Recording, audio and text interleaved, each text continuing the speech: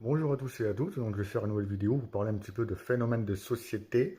Dans cette vidéo, je vais également m'entraîner à articuler, parce qu'apparemment je parle un petit peu dans ma barbe. Donc du coup, je voulais parler des phénomènes de société, et surtout par rapport à ce que moi j'en pense. Voilà. Euh, bon, hormis faire des références directes en fait à la théorie de la jeune fille de Tikkun, parce que ça, ce serait très intéressant que ce soit, on va dire, plus démocratisé, que ça circule un petit peu à l'école pour, comment dire, instruire les gens qui en ont envie. Euh, Malgré le fait qu'aujourd'hui, l'être humain devienne l'objet de la marchandisation, c'est-à-dire soit la marchandise en fait qui sera vendue dans nos sociétés modernes capitalistes, à bout de souffle, malheureusement, enfin, à bout de souffle tout court. Je ne sais pas pourquoi je dis malheureusement, parce que je suis moi-même capitaliste, peut-être. Mais il n'y a pas vous faites ce que vous voulez, hein. Euh, mais moi, ce qui me gêne là-dedans, c'est cette incapacité latente qui devient de plus en plus insupportable de la nouvelle génération, et encore plus celle les fameux 2010 et tout ça. C'est pas de leur faute, hein, l'éducation nationale les a complètement délaissés. En plus, il y a eu la crise du Covid. Entre-temps, ça n'a rien favorisé. Mais ça devient vraiment agaçant de voir que plus personne aujourd'hui n'arrive à vivre sans étiquette, sans identification, sans se définir en telle ou telle chose. Donc c'est vraiment une objectivisation du soi, de l'être, voilà. Donc c'est vraiment une exagération en fait de sa propre valeur marchande sur un marché de la société comme ça, comme si on devait vendre en fait, enfin se marketer soi-même, se vendre comme un vulgaire tapis. Et c'est le seul moyen apparemment pour se faire une place, se faire des amis, fréquenter des gens, faire des sorties, être en couple et tout ça. Donc en fait tout n'est que mensonge, tout n'est que fiction, tout n'est qu'illusion. Donc en fait les gens, comme je l'avais déjà dit en 2018, comme je l'avais déjà dit, moi, j'avais appelé ce syndrome-là le syndrome d'Alice au pays des merveilles, hein. C'est vraiment ce truc-là. Où on est vraiment dans le monde des merveilles, ben, c'est un petit peu la théorie de la jeune fille finalement, hein, mais c'est presque du roleplay. Je sais pas si vous connaissez ce terme-là, mais c'est quand on joue à des jeux vidéo qui soient online et tout ça, euh, où on joue pour de vrai. Voilà, c'est un roleplay, donc en fait on s'attribue en fait une caractéristique, un caractère, une façon d'être, une anatomie, un physique, une psychologie, un profil type, voilà, pour incarner un personnage en ligne sur un jeu en respectant certaines règles voilà, de la communauté, de la société en question. Voilà, enfin bref, on essaie de faire des choses de façon plus ou moins réaliste, comme si c'était dans la vraie vie, voilà, en respectant en fait les règles du jeu, les règles en fait de notre propre personnage auquel justement on consent à adhérer, à adhésion, et en fait on joue un rôle, voilà, mais pour de vrai, voilà. Donc il y a des règles, on ne peut pas sortir de ces règles-là, voilà, on joue un rôle pour de vrai, voilà. Sauf qu'aujourd'hui, les gens font déjà ça dans la vraie vie. C'est-à-dire que tout le monde revêt en fait un faux self qui aujourd'hui n'a plus aucun intérêt puisqu'il n'a qu'une valeur marchande. Voilà, c'est savoir qu'est-ce que l'on vaut en fait sur le marché du social, le marché du travail et le marché politique et idéologique exactement également. Donc aujourd'hui, je trouve ça très agaçant que l'on ne puisse pas sortir de ces rôles-là, de ces habitudes sociaux, de ces vêtements, je sais pas, de professionnels, parce que je dis pas qu'on devrait s'en passer et dire c'est nul, c'est de la merde, ça nous pourrit la vie. Non, au contraire, ça peut être, enfin, c'est une façon de s'adapter dans des milieux, voilà, pourquoi pas. Enfin, quand on travaille, voilà, il y a un cadre, il y a un contexte, donc il est normal qu'il y ait des règles à suivre. C'est juste enfin, j'allais dire du bon sens. Certains me diront que le bon sens, en fait, c'est un mot c'est un concept qui ne veut pas dire grand-chose, mais en gros, c'est de vivre ensemble, c'est un respect, en gros, on évite que les gens en face de nous aient trop à réfléchir pour comprendre qu'est-ce que l'on fait, quel est notre métier, à quoi on sert, quel produit on leur vend. Voilà, on accélère les choses, on s'embarrasse pas, toute une philosophie, voilà, pour être dans l'extrême précision, on n'a pas que ça à foutre. Sinon, on travaillerait 24 heures sur 24, on n'aurait pas le temps d'avoir une vie à côté, en fait. Donc, il est logique qu'il y ait plein de raccourcis cognitifs, qu'on est là pour faire du prêt à penser, pour faciliter, en fait, des décisions rapides, voilà, pour pas s'embarrasser. Donc, ça peut être utile, c'est fonctionnel. Après, vivre sa vie privée de cette façon-là, c'est autre chose. Et là, je ne suis pas certain que ce soit efficient. Après, ça peut être fonctionnel. Ça peut être fonctionnel, mais c'est du faux, du lisage de faux. Et à ce compte-là, quand est-ce que l'on est réellement soi, en fait? Quand est-ce que l'on s'en permet de n'être rien? C'est-à-dire de vivre dans l'absence d'identification. Parce que moi, c'est pour ne pas embêter les gens avec des fantaisies inutiles, exténuantes, fatigantes, hyper caloriques, enfin, qui emmerdent plus qu'elles ne rendent service. Par exemple, si moi on me demande quel métier je fais, je vais pas dire ah ben je ne sais pas.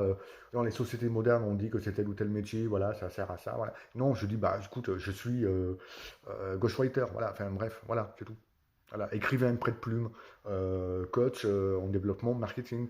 Enfin, voilà, je vais donner mes compétences et point à la ligne, quoi. Voilà, c'est dit, pas besoin de réfléchir 10 000 ans, hein.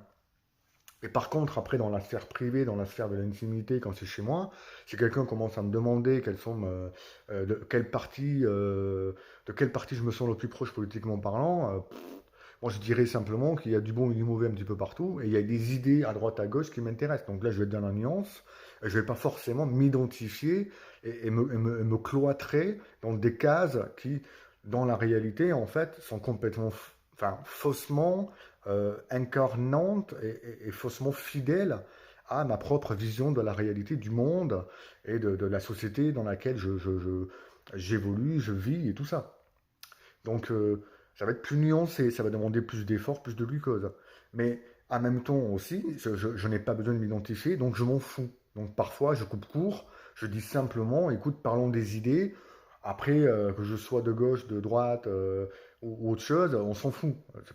On s'en fout. Voilà.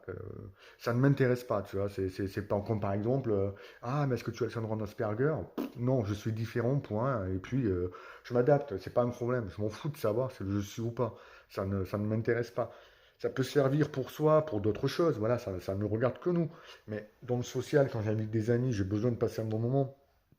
Pardon, en fréquentant des gens que j'apprécie et tout ça, ça n'a mais aucun intérêt. C'est non essentiel. J'ai autre chose à foutre que d'être précis et de donner, voilà, enfin de fournir tout un tableau clinique avec tous les sondages auxquels j'ai répondu, balancer tous les résultats de mes tests, attester, prouver, montrer les courriers de mon psy, montrer les résultats du psychiatre. Enfin, on n'a pas que ça à faire, hein. Moi, j'ai envie de vivre, hein. J'ai pas envie de penser les choses, j'ai envie de vivre les choses. Voilà. Au bout d'un moment, il va falloir lâcher du lest et arrêter de se prendre pour des étiquettes, se prendre pour des boîtes de conserve remplies d'une chose dont on ne pourrait pas, je sais pas, changer en fait la contenance, les ingrédients au fil du temps, hein. C'est. Moi, il y a beaucoup de choses. J'ai changé mes prises de position, mes croyances ont changé, mes perspectives sur l'avenir ont également changé, mes ambitions également, ma façon de voir le monde aussi, la façon dont je me vis, dont je me sens, dont je me pense, dont je me perçois moi-même face à un miroir ou à travers le regard des autres a également évolué. Enfin, il n'y a rien de fixe, rien n'est figé. Enfin, les choses changent. Et si je me prenais trop au sérieux euh, concernant les identifications, concernant en fait la façon dont on nomme en fait des caractéristiques changeantes, évoluantes, euh, parce que l'environnement change également. Enfin, j'ai habité dans différentes villes françaises et rien que ça, en fait, modifier ma psychologie, ma façon de voir le monde, parce que il faut s'adapter, hein, on peut influencer l'environnement tout comme l'environnement nous influence. Voilà, il y a des facteurs exogènes, endogènes, voilà, il y a des locus de contrôle interne, externe, il y a plein de choses comme ça. J'ai pas besoin d'être dans la perfection, dans une expertise absolue pour les choses banales, neutres, plates, fades de la vie. Parce que qu'on ne se raconte pas en fait la messe en se disant que il y a des gens qui auraient des vies plus extraordinaires que les autres. Dans les faits, quand on creuse et qu'on gratte un petit peu, on vit tous plus ou moins la même chose, hein.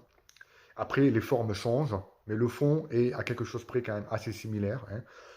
On mange tous, on dort tous, on baisse tous, on se fait tous des amis, on fait tous des sorties, on a tous des problèmes, on a tous des factures à payer, on a tous une opinion, des avis sur différents thèmes en particulier, on a tous des passions, on a tous des dépenses, euh, voilà, on va dire, à des pourcentages et à des taux plus ou moins, on va dire, similaires, mais pour des choses différentes, on va dire, mensuellement parlant. On consomme tous de la culture, que ce soit, on s'en fout de savoir quelle est la thématique. Il y en a qui consomment du cinéma, d'autres qui consomment des jeux vidéo, d'autres qui consomment de la musique. Chacun sa passion, mais on a tous les mêmes ratios finalement. Voilà, on se ressemble à quelque chose près. Voilà. Donc, jouer du faux self, du roleplay, comme les jeunes filles pour se vendre en tant que produit et ne jamais vivre, ne jamais se permettre de n'être rien et simplement rien, en se disant je ne pense plus, je vis, c'est quand même dommage. C'est quand même vraiment dommage, hein. Parce que la vie ne se prend pas. Enfin, il y a des moments dans la journée où la vie ne se prend pas au sérieux. Et quand on ne les a pas, bah, j'ai constaté, et moi-même je l'ai vécu, on n'est pas bien, on est malheureux, il y a un manque, il y a quelque chose qui manque. Voilà, on a besoin de souffler, de se dire, je pose plus rien, je m'en fous, je dis de la merde, j'ai le droit de me tromper, je suis pas là pour être exact, je suis pas là, on s'en fout, on s'en fout. Voilà, on boit du bon vin, je te fais déguster du bon whisky, je te fais écouter de la bonne musique, je te parle des dernières vacances que j'ai passées, on fait des petits jeux, on passe un bon moment. Je ne cache pas que j'aime bien être en charmante compagnie aussi. Voilà, il y a des moments comme ça, on s'en fout, paf, on se fait plaisir. On s'en fout, quoi. Il y a des, enfin, voilà, il y a des moments, on fait de l'humour, qu'importe l'humour, voilà, on a le droit d'être un beauf aussi, d'être vulgaire. Voilà, on fait ce que, voilà, il faut vivre de tout, de tout. Je ne sélectionne rien. Voilà, il y a des moments dans la journée où je peux tout me permettre. Voilà, je peux tout me permettre.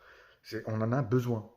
Parce que la vie, quand on est un adulte et responsable, c'est la conscience de vivre ensemble, la conscience qu'il y a des limites à ne pas franchir parce que bah, tout simplement c'est la responsabilité, c'est la maturité, le fait de ne pas agresser son voisin, le fait d'être courtois, le fait d'être poli, le fait d'être formel lorsqu'il s'agit de parler à des administrations, le fait de se casser la tête, voilà, lorsqu'il s'agit de la sphère professionnelle parce qu'il faut faire un travail sérieux, rendre un service pour de vrai et satisfaire les clients. Voilà, il y a tout un tas de choses où on ne peut pas faire autrement, c'est comme ça que ça fonctionne. On peut plus ou moins voilà, militer pour dire, bon, on pourrait faire autrement, optimiser la chose, mais en règle générale, il y aura toujours des contraintes.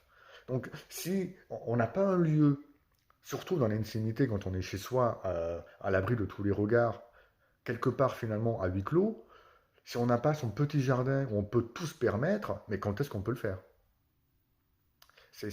Elle est où cette place où on peut enfin être libre pour de vrai, où tout est possible? Enfin, tout est possible. Vous comprenez ce que je veux dire, hein? Où on lâche, en fait, l'armure, on lâche le costard, on lâche le rôle, on lâche le faux self, on lâche les règles, on lâche les rênes, en fait, tout simplement. On se permet simplement de vivre. L'histoire de... On souffle. Et ça, aujourd'hui, ça disparaît peu à peu. Et c'est dommage, c'est dommage, c'est dommage. On est vraiment dans un truc d'interférence avec les réseaux sociaux, mais pas que, et ça existait déjà bien avant, hein. Faut pas diaboliser, dire ah mais depuis qu'il y a les réseaux sociaux c'est le bordel. On va dire que ça a accéléré certaines dérives, mais ça existait déjà avant, hein. On ne le savait pas parce qu'il n'y avait pas les réseaux sociaux pour le savoir, tout simplement. Mais ça existait déjà, mais aujourd'hui il y a quand même pour les dernières générations, par exemple, ceux qui ont 30 ans aujourd'hui et ceux qui ont 20 ans et les plus jeunes encore, aujourd'hui, il faut rentrer dans un moule et tu n'as pas le droit de sortir d'un cadre. Il faut que tu joues un rôle, quoi. Les gens ont peur qu'en se permettant de lâcher du lest, ça parte en déconfiture. Sauf que non. Je ne dis pas qu'il faut dire que la vie n'est pas sérieuse. Je dis qu'il faut se prendre des instants où on arrête de prendre les choses au sérieux. On rigole, on rit, on se laisse aller, on se permet. Enfin, tout simplement, on relâche. On n'est pas obligé d'être 24 heures sur 24, 7 jours sur 7, sérieux, et s'enfermer dans des rôles, s'enfermer dans des identifications, s'enfermer dans des contraintes qui ne nous ressemblent pas et qui contraignent notre corps et qui par la suite finalement nous rend malades, dépressifs et où à un moment on se dit mais quand est-ce que je vis quoi? Donc voilà, j'estime que c'est important quand même de remettre au goût du jour, peut-être à la mode. Après, voilà, je ne suis pas forcément au fait que peut-être il y a des personnes qui le disent déjà et que je ne suis pas le premier. à le dire ça et que je suis pas le seul. Mais je veux besoin de le dire, donc je le dis tout simplement. Donc putain, vivez, vivez, faites pas semblant, vivez, arrêtez de vous prendre au sérieux, vivez, pétez un coup, quoi. Oh là là. Bref, voilà. Ce sera tout.